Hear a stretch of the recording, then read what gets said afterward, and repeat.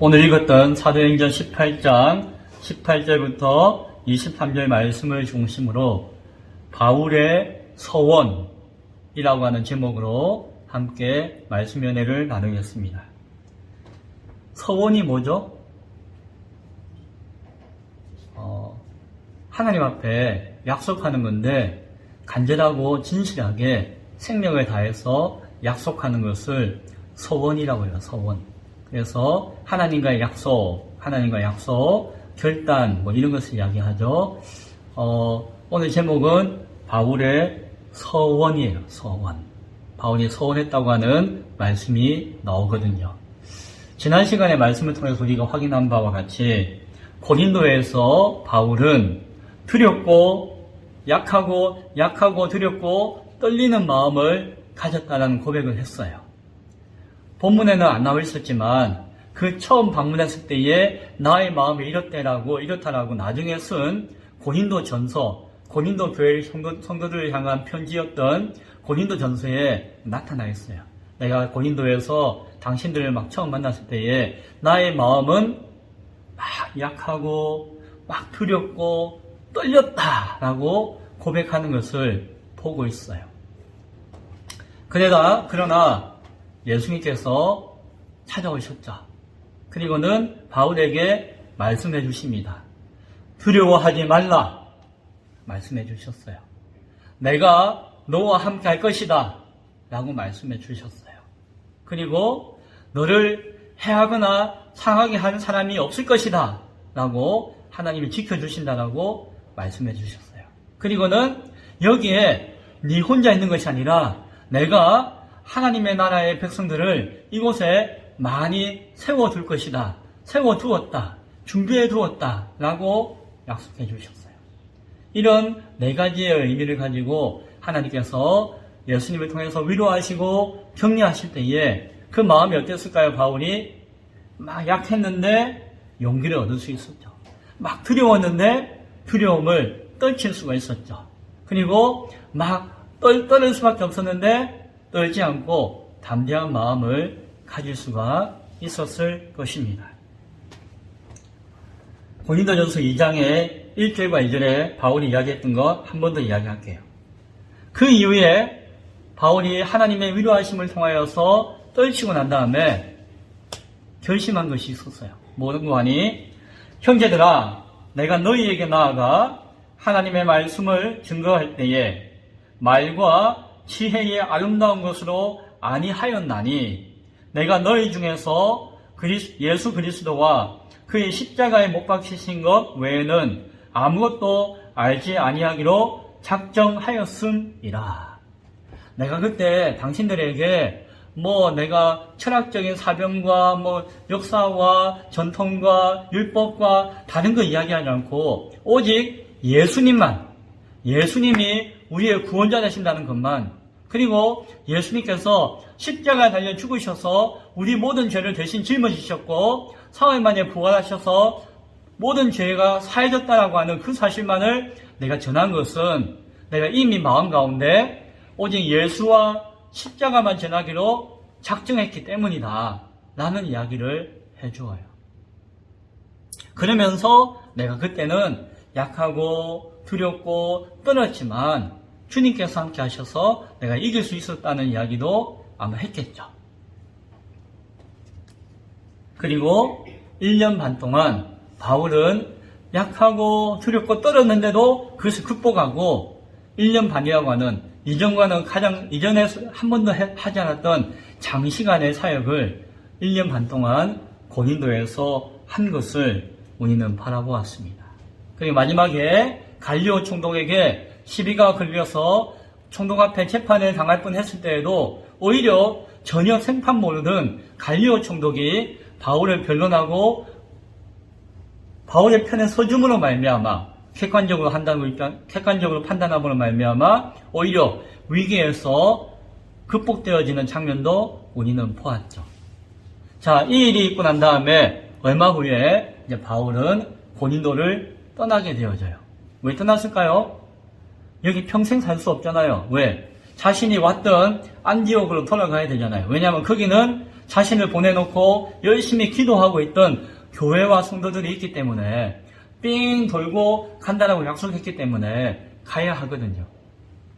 그래서 바울은 이제 18절에 보니까 바울은 더 여러 날 머물다가 형제들과 작별하고 배 타고 수리아 안디옥이에요. 수리아 안디옥에 떠나갈새 가려고 하는 것이에요. 그때에 브리스길라와 아굴라도 함께 하더라. 바울이 일찍이 소원이 있었으므로 갱그리아에서 머리를 깎았더라. 자, 이 말씀이 뭡니까? 이제 저 수리아 안디옥으로 떠나는 거예요. 이제 다시 집으로, 고향으로, 교회로 돌아가는 여정을 가지고 가게 되는 상황이에요. 그 가운데 누가 함께 했다고요? 고린도에서 바울과 함께 동고동락하면서 동역했던 그 브리스길라와 아굴라 부부가 바울과 함께 우리 평생 같이 합시다. 뭐 이렇게 했는지 몰라요. 그래서 안디옥으로 함께 떠나게 되었다라고 이야기해요. 고린도에 머물지 않고 떠나게 되었다라고 이야기했는데, 그런데 그 고린도 지역에서 배를 타고 가요. 배를 타고 이제 저기 원래 있던 팔레스타인 지역으로 가는데, 물론 중간에 거쳐 가겠지만 배를 탈 때야 배 타는 동네가 어딘가 하니 갱그리아라고 하는 동네예요. 그러니까 항구예요, 항구. 그 갱그리아의 항구에 와가지고 이제 거기서 배를 타고 출발하는 것이죠. 그런데 거기에서 눈에 띄는 장면이 나와요. 무엇인가 하니 바울이 이전에 일찍 가졌던 그 소원이 있었기 때문에 뭘 했다고요? 머리를 깎았더라 라고 이야기해요. 무슨 소원인데 머리까지도 깎았는가? 요즘 같은 경우에는 뭐 삭발했다라고 하잖아요. 머리 중이 아니라 뭔가 결심하고 하면 머리를 짧게 자르거나 하기도 하잖아요. 그런 의미에서 머리를 짧게 자르면서 뭔가 소원한 것을 이렇게 보여주고 있는 것을 우리가 바라보게 되죠. 많은 학자들과 많은 연구하는 사람들이 왜 깎았지? 바울이 뭘 소원했을까 하고 연구하고 고민했어요. 답을 알까요? 아직 이렇다라고 하는 정답은 없어요.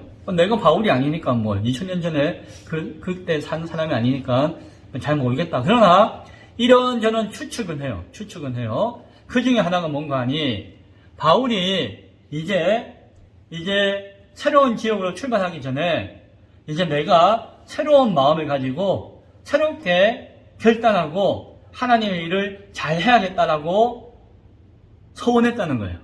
그래서 머리를 짧게 자르든지 깎고 이제 소원하는 마음으로 이제 배를 타고 출발한다라고 이야기하는 것이죠. 한편으로는 그렇지, 우리가 뭔가 각오하고 뭔가 길을 갈 때에 결심하고 하잖아요. 그래서 바울이 소원을 하고 머리를 깎았나 보다라고 생각하기도 해요. 근데 곰곰이 생각해 보니까 오늘 이 바울은 지금 어디로 가고 있죠? 새로운 사역지를 향해 가는 것이 아니라 집으로 돌아가는 거예요. 이제 뭔가 출발을 하지만 이 출발이 뭔가 새롭게 시작하는 것이 아니라 이제 모든 것을 마치고 이제 고향으로 이제 본부 교회로 안디옥으로 돌아가는 상황인데 뭔가 새롭게 결단한다? 조금 좀 애매한 거예요. 조금 애매한 거예요. 그리고 오늘 성경을 읽어보면은 소원을 했었다라고 해요. 소원한 게 과거의 일이란 과거의 일. 지금 막 소원해가지고 머리 깎은 것이 아니라 이전에 뭔가 하나님 앞에 소원한 적이 있었고 그 소원함에 따라서 지금 머리를 깎았다라는 표현을 하고 있다는 것이죠. 시간적으로. 그러니까 뭔가 새로운 앞으로의 사역을 위해서 소원했다거나 머리 깎았다라고 하는 것은 안 맞는 거구나 라는 것을 알게 되어져요. 그리고 어떤 사람은 또 어떤 신학자는 이렇게 이야기해요. 바울이 머리 깎은 것은 나시린의 소원을 한 것이다 라고 이야기해요. 목사님, 나시린이 뭔데요? 그런 게 있는데요. 뭔가 하니 유대인들은 모세의 율법 가운데 하나님 앞에 거룩하고 성결하게 하나님의 귀한 사명을 감당하고자 할 때에 그런 사람을 나실인이라고 칭하거나 스스로 나는 나실인으로서 서운하는 것이죠. 작정하고 새로운 마음을 가지는 것이죠. 그리고 그때는 특징이 뭔가 하니 내가 이 사명이 끝날 때까지는, 완수될 때까지는 머리를 안 깎는 거예요. 머리를 깎는다? 안 깎는다. 머리가 수두분하면은 묶었겠죠. 거지처럼 있지는 않고 묶든지 따든지 해가지고 머리를 정돈하지만 머리를 깎지 않는 것이에요. 언제까지? 내가 이 거룩한 사명을 감당할 때까지. 그리고 어느 정도 완수가 되었을 때에, 그 사명을 감당했을 때에, 약속이 이루어졌다고 싶을 때에 그 머리가 엄청 길렀겠죠. 약속이 안 지켜지면 저 머리 꼬랑지 엉덩이 밑에까지 머리가 길렀는지는 몰라요. 어쨌든 이제 서운함이 이루어졌다고 싶으면은, 하나님 앞에 약속이 이루어졌다 싶으면은 그때는 어떻게 했나요? 길렀던 머리를 자르는 거예요. 머리를 깎아요. 머리를 깎아가지고 어떻게 하나요? 머리 깎아가지고 깎는 게 끝나는 것이 아니라 머리를 깎아가지고 그것을 성전의 제단에서 화목제물로, 그러니까 그 제단이 있고 불을 피워서 태우는 그 제사법이 있었는데, 거기에 자신의 어떤 서운함을, 그 머리카락을 그게 던져서 태워서 그 나실인의 서원이 끝나는 거예요. 그러면은 이 나실인의 서원을 바울이 했다라고 이제 이야기하는 것이죠. 왜? 서원했다가 머리를 길렀다가 깎았으니까. 근데 이것도 조금 생각해 봐야 돼요. 왜냐면은 이 나실인의 서원은 유대의 율법 전통이고 유대인의 가치죠. 그런데 바울이 지금은 비록 유대인의 신분이지만 이제 예수를 믿는 그리스도인이 되었잖아요. 유대의 율법과 전통을 무시하는 것은 아니지만 그것의 문제를 다 알고 그것을 다 버리고 새로운 복음으로서 나아가는 것이잖아요. 그런데 그 나실인의 서원을 하고 선교 여행을 갔을까? 그건 좀 의문이 들기도 해요. 그리고 또 하나는 그 서원을 하고 머리를 깎았다면은 어디서 깎아야 되는 거 아니? 예루살렘에 가가지고 그 성전에 가가지고 거기서 깎아야 돼요. 원래는 나실인은 예루살렘 성전에서 깎는 것이에요. 그런데 아직 예루살렘에 안 갔잖아요. 갈지 안 갈지 모르잖아요. 그런데 이미 여기서 고린도에서 머리를 깎았다? 이것도 나실인의 소원이 아닌 것 같기도 하고 다른 의미다라는 생각이 들기도 해요. 그런 주장도 있지만 또 아닐 수도 있겠다는 생각이 들죠. 그래서 왜 바울이 서원을 했고 언제 했고 왜 했을까라고 곰곰이 생각을 해보았어요. 그런데 저는 그렇게 오래 걸리지 않았어요. 저에게 확신 있는 답이 주어졌어요. 제가 유명한 신학자나 연구가나 아니었지만 그런 확신을 가지게 되었어요. 무엇일까요? 앞서 우리가 말씀을 보았잖아요. 바울이 고린도에서 이전에 경험하지 못했고 가지지 못했던 특별한 마음을 가지고 특별한 고백을 가지고 특별한 위로를 받고 특별한 사역을 감당했던 과정이 있었다는 것을 우리가 바라볼 수가 있잖아요. 좀 떨어져 있지만 고린도전서의 말씀을 통해서 확신하고 확인할 수가 있잖아요. 약하고 두려움에 떨었다는 그걸 고백. 단순히 아이고 몸이 약하네, 아이고 무섭네 이게 아니라 아마 그 두려움과 떨림은 아주 깊었을 것이에요. 내가 왜 사나부터 시작해가지고 내가 과연 하나님의 일을 바르게 하고 있는가부터 모든 것들을 다 총괄하는 그런 마음의 상태였을 것이에요. 몸도 아프고 마음도 힘들고 상황도 만만치 않고 이 고린도 도시의 모습을 보니까 이건 대란으로 파헤치기 같기도 하고 마음이 위축되었다는 것이에요. 그러나 예수님께서 오셔서 두려워하지 말라. 내가 너와 함께 할 것이다 라는 말씀을 통해서 내가 새롭게 되는 위로와 격려함을 받았죠. 이전에는 바울은 엄청나게 똑똑한 사람이에요. 엄청나게 많이 배운 사람이에요. 엄청나게 많은 경험을 한 사람이에요. 세상에 누구하고 다 부딪혀도 지지 않는 사람이에요. 그래서 회당에 가서 수많은 유대인들이 있어도 가가지고 당당하게 예수 믿으시오. 이러 하니까 예수 믿으시오. 나는 로마의 신분을 가지고 있는 정통 유대인이요. 라고 하는 자부심 가운데 강하게 있던 사람이었어요. 그런데 고린도에 와서는 이전에 내가 막 강하게 주장하고 의지했던 것들이 아무것도 아닌 것 같은 연약함을 경험했잖아요. 막 죽을 것 같고 내가 지금 더 이상 아무것도 못할 것 같은 그런 아주 힘든 상황 가운데 경험하게 되었잖아요. 그때에 다른 게 아니라 내가 배운 지식과 학문과 배경이 아니라 무엇이 예수님의 말씀이 자신에게 해주신 예수님의 말씀이 위로가 되고 격려가 되고 힘이 되고 자신의 이 일을 감당할 수 있는 유일한 원천이 되는 것을 경험했다는 것이에요. 그리고 앞서 읽었듯이 작정했다고 하잖아요. 작정이라는 말은 결심했다는 것이고 하나님과 소원했다는 말도 비슷할 것이에요. 소원했다는 말도. 무엇이라고요? 고린도에서는 예수 그리스도와 예수님의 십자가만을 내가 알고 그것만 알고 나 딴 건 모르겠다. 그것만 알고 그것만 전하겠다라고 작정했다라고 말했잖아요. 이 말씀을 마음에 새기니까 저는 바울이 무엇을 소원했는가를 분명하게 알게 되었어요. 아니 그냥 보여요.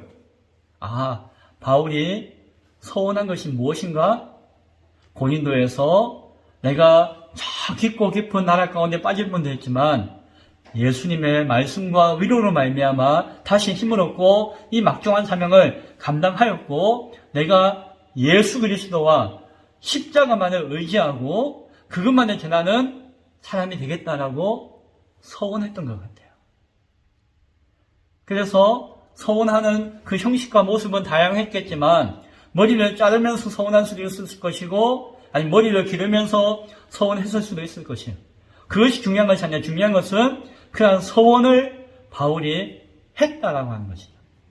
오늘 본문은 소원을 왜 했냐, 머리를 깎았냐 안 깎았냐가 중요한 것이 아니라 그러한 소원을 바울이 했었다라고 하는 것을 우리에게 말씀해주고 있는 것이죠. 우리는 알죠. 바울이 예수 그리스도와 십자가만을 전하기로 하나님 앞에 소원하고 작정했구나. 그리고 그 마음 가운데 오직 예수와 십자가만을 고린도에 있는 성도들에게, 고린도에 있는 사람들에게 전했다라고 하는 것을 알게 되는 것이에요. 그러니까 이제 고린도에서의 사역을 끝내고 나니까 뭘 했을까요? 내가 하나님 앞에 마치 나시린이 옛날에 했던 것처럼 하나님 앞에 소원했던 것들이 내가 끝까지 지키고 이루었다라고 하는 그런 고백 가운데서 고린도를 떠나면서 머리를 깎았던 것 같아요. 저는 그렇게 은혜가 되어지고 이해가 되어지니까 이 이유가 깨달아지고 감사하는 마음이 생겼어요.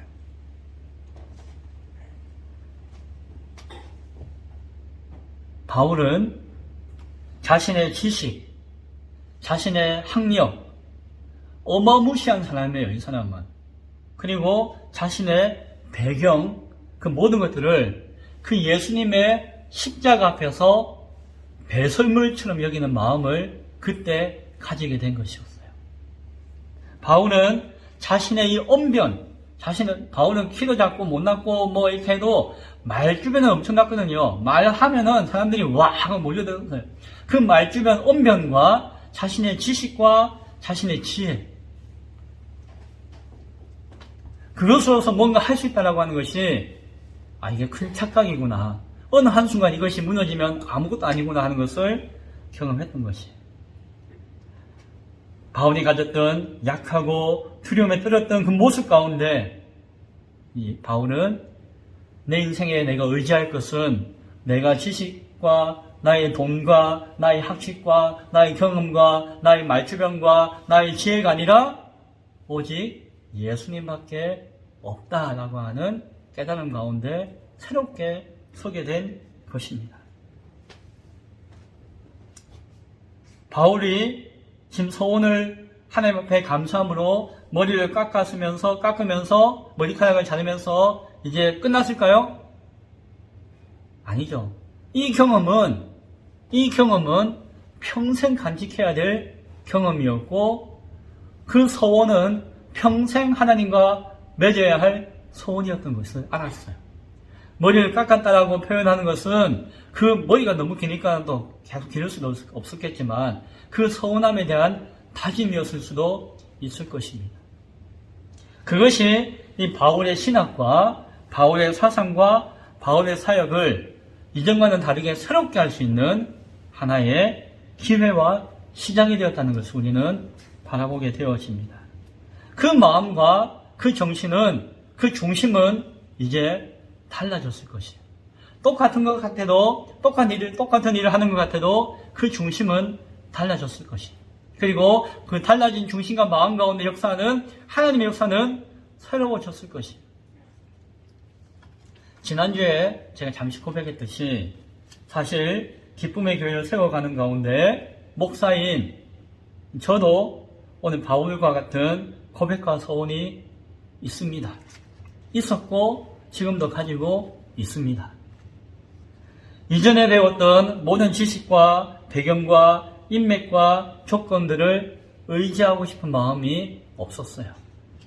오직 예수님만 바라보고 싶었습니다. 오직 예수님과 십자가만을 알고자 하는 마음이 있었어요. 뭐 이것저것보다도 오직 성경 말씀만을 새롭게 저에게 뿌리 내리게 하고 싶은 마음이 저에게는 있었습니다. 세상적인 방법이 많아요. 교회 이렇게 하면 교회가 성장하고, 교회가 이렇게 잘 되려면 이렇게 해야 하고, 온갖 방법과 기술들이 많이 알려지고 가르쳐지고 있고, 저는 누구보다도 그것을 많이 보고 배웠던 사람 중에 한 사람이었어요. 그러나 거기에 의지하지 않고 싶은 마음이 있었고, 그런 서운함이 있었습니다. 가장 연약해 보이고, 가장 미련해 보이고, 가장 무능해 보이는 것이 예수님의 십자가였어요. 그러나 그 예수님의 십자가가 결국 온 세상을 살리고 구원하는 유일한 길이 되었던 것이죠. 세상에 수많은 교회 가운데 똑같은 교회를 또 하나 세운들 무슨 의미가 있겠습니까? 저는 처음에 교회를 세우고자 할 때에 그런 마음은 없었어요. 교회 세상에 많은데 뭐 굳이 내가 또 교회를 세워야 되나? 처음에 그런 마음이 있었어요. 그래서 어찌 보면은 여기 진부에서 교회를 세우게 됐는지는 몰라요. 거기에는 어떤 소원이 있었을까요? 별난 유별난 교회를 세우는 것이 아니라 세상에서 경험하지 못하고 세상에서 아직 보여주지 못한 참된 교회의 모습을 작은아마 이루고 싶은, 많은 교회 가운데 또 하나의 교회가 아니라 많은 교회가 있지만 또 다른 교회 하나를 세우고 싶은 소망이 저에게는 있었습니다. 그리고 그것을 통해서 이 지상에 있는 교회가 아니라 완전한 교회, 참된 교회의 모델을 작지만 이 땅 가운데 보여주고 싶은, 이 땅 가운데 증가하고 싶은 그러한 작은 비전이 저에게는 있었습니다. 물론 거기에는 그러한 소망과 비전을 가지기 전에는 저에게도 동일한 것이 있었어요. 무엇일까요? 연약함, 부족함, 거꾸러짐, 모든 것을 내려놓고 싶은 마음, 그것도 저에게는 있었어요. 그러나 하나님의 사명을 붙들 때에 다른 것이 아니라 그러한 모습으로 교회를 세워야 한다라고 하는 마음으로서 다시 한 번 더 하나님 앞에 나아갈 수가 있었습니다. 생존하는 것과 책임지는 것들이 막중한 어려움이에요. 그러나 그것마저도 하나님 앞에 내어놓을 수가 있었죠. 세상의 지혜와 세상의 관계와 세상의 설득이 아닌 성부 하나님의 말씀과 은혜 가운데 붙들리고 예수님의 십자가와 사랑 가운데 붙들리고 성령의 위로와 도우심 가운데 붙들리기를 소원했습니다. 그리고 그 소원함은 지금도 여전히 가지고 있습니다. 그것으로 채워지고 그것으로 응답되어지기를 원해요.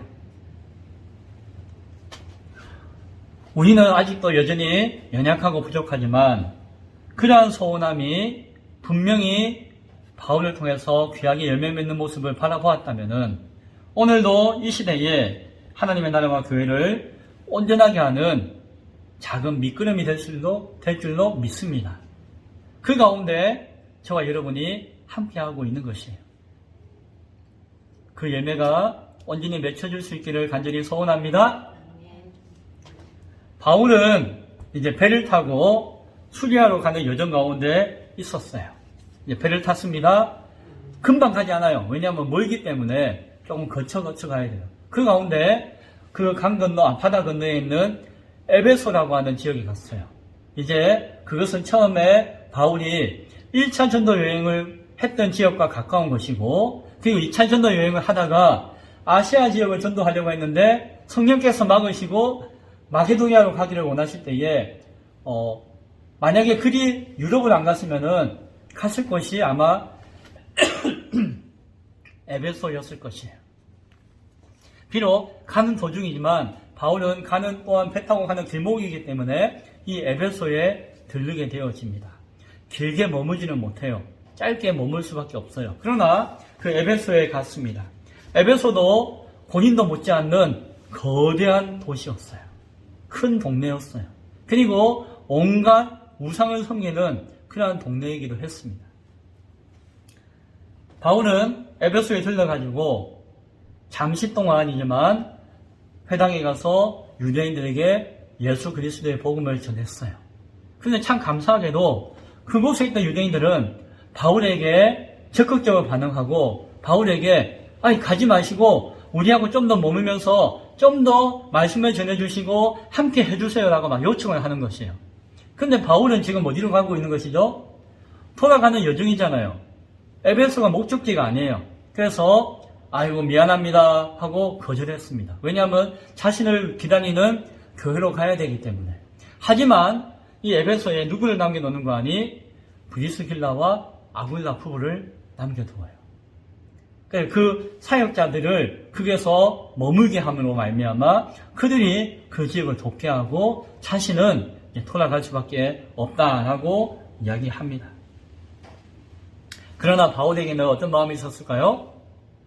내가 가고 안 가고가 중요한 것이 아니라 하나님이 뜻하신다면은 하나님이 원하시면 나는 오기 싫어도 와야 될 것이고 하나님이 원하신다면 내가 가기 싫어도 가야 될 것이다 라고 하는 것을 알고 있었어요. 바울이 하는 이야기가 뭡니까? 21절에 나는 가야 하고 지금 가지만 만일 하나님의 뜻이 있다면은 내가 여러분들에게 다시 돌아올 것입니다 라고 한마디 해줘요. 이것은 그냥 하는 이야기가 아니라 바울의 중심이었어요. 진심이었어요. 그 마음에는 어떤 마음이 있다? 이 에베소 지역을 사랑하고 이곳에 있는 성도들을 다시 만나고 싶다는 간절함이 있는 것이에요. 그러나 하나님이 허락하시면은 오는 것이지 내가 간절하게 오고 싶다고 해서 오는 것은 아니다라고 하는 고백을 하면서 떠나게 되어집니다. 이제 배를 타고 지중해를 지나서 이 팔레스타인 지역에 있는 항구에 도착해요. 이 항구의 이름이 가이사라라고 하는 항구예요. 가이사랴 항구는 그 예루살렘하고 가까운 항구였죠. 여기 가이사랴에서 이제 바울이 어디로 갔을까요? 오늘 성경을 보니까 올라갔다고 하는데 예루살렘으로 올라간 것이에요. 예루살렘 교회로 올라가가지고 그 예루살렘에 있는 사도들과 자신을 미워하든 싫어하든 원래 본부 교회에 가가지고 자신의 사역을 보고하고 이 교회의 안부를 물었다라고 이야기하죠. 그리고는 다시 어디로? 이제 안디옥으로 내려가게 되는 것이죠. 올라갔다 내려갔다는 것은 서울로 올라갔다 지방으로 내려갔다라고 하는 표현과 비슷할 것이에요.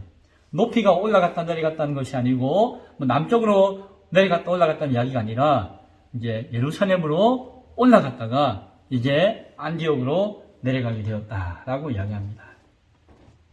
이제 안디옥 교회에 도착했습니다.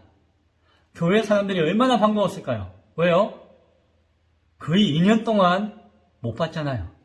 지금은 편지도 하고 인터넷도 하고 전화도 하지만 그 당시에 편지 한 통 쓰기가 어렵고 전화 편지가 살았는지 죽었는지 뭐 살았다는 기변을 가끔 오는데 어떻게 했는지 궁금했잖아요. 그러면서도 열심히 기도했잖아요.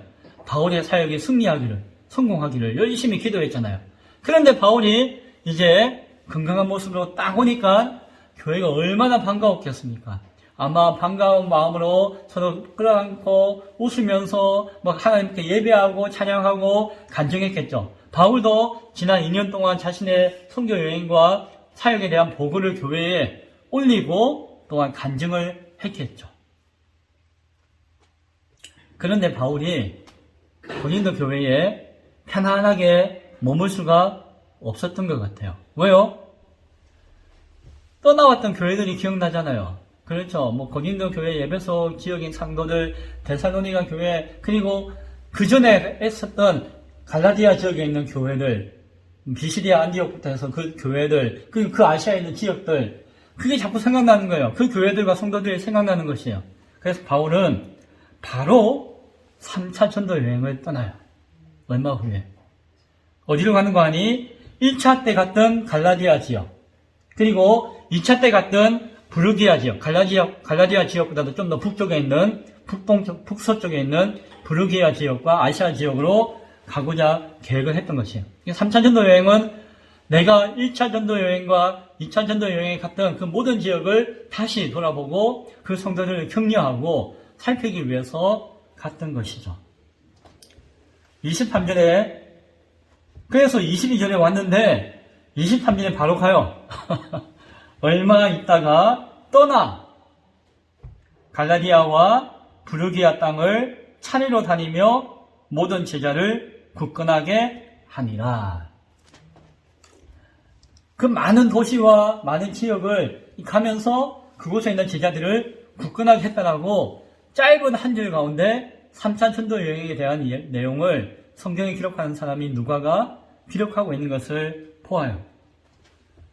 교회를 향한 바울의 간절함이 얼마나 깊었으면, 그 교회를 향한 하나님의 또한 급박하심에 하나님의 계획이 얼마나 컸으면은 2차 전도 여행의 마무리와 3차 전도 여행의 시장을 그냥 한순간에 후다닥 하고 성경에 기록하고 있는 것을 봐요. 아마 누가가 귀찮아서 짧게 한 것이 아니라 그런 긴박함과 급박함을 표현해주고 있는 것이 아닌가 하는 생각을 하게 되었습니다. 바울은 바람과 같은 사람이었어요. 성령이 바람처럼 역사한다고 하잖아요. 때로는 이게 바람이 부는지 안 부는지 모를 정도로 조용히, 때로는 폭풍과 같이 거세게 부는 것이 바람이잖아요. 성령의 역사가 이 바람과 같다고 해요. 바울은 성령에 붙들리니까 때로는 있는 둥 없는 둥 하면서 사역하기도 하고, 때로는 거칠게 몰아치면서 사역하고 있는 것을 보게 되어집니다. 폭풍과 같이 움직이고 고요하게 머무는 그 모든 순간 가운데 바울의 중심은 변함이 없었어요. 조용할 때도 바울은 열정적으로 했고, 폭풍과 같이 몰아칠 때도 바울은 중심을 지키면서 그 사역을 감당하고 있는 것을 보게 되어져요. 이제 다 이후에 있는 말씀들이 3차 전도 여행의 구체적인 내용들이 나와요. 그 모습이 바로 그와 같아요. 바울이 그러한 바와 같이 중심을 온전히 붙들 수 있는 계기와 이유는 무엇이었을까요?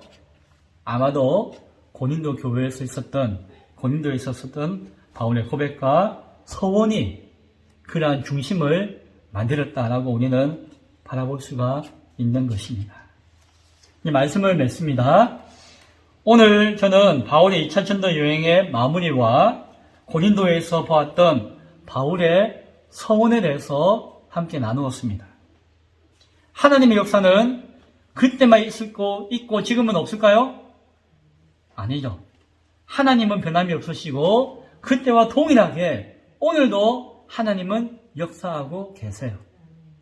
오늘도 하나님은 교회를 향한 뜻과 계획을 가지고 일하고 계세요. 오늘도 여전히 교회는 새롭게 세워져야 해요. 믿는 사람이 없는데요. 교회가 타락했는데요. 요새 사람들이 좀 더 간팍한데요. 그러나 하나님의 교회는 새롭게 세워져야 해요. 그리고 그 사명에는 바울이 그 동역자들과 성도들과 함께 했듯이 그 사명 앞에 저와 여러분이 함께 그 역할을 감당해야 될 줄로 믿습니다.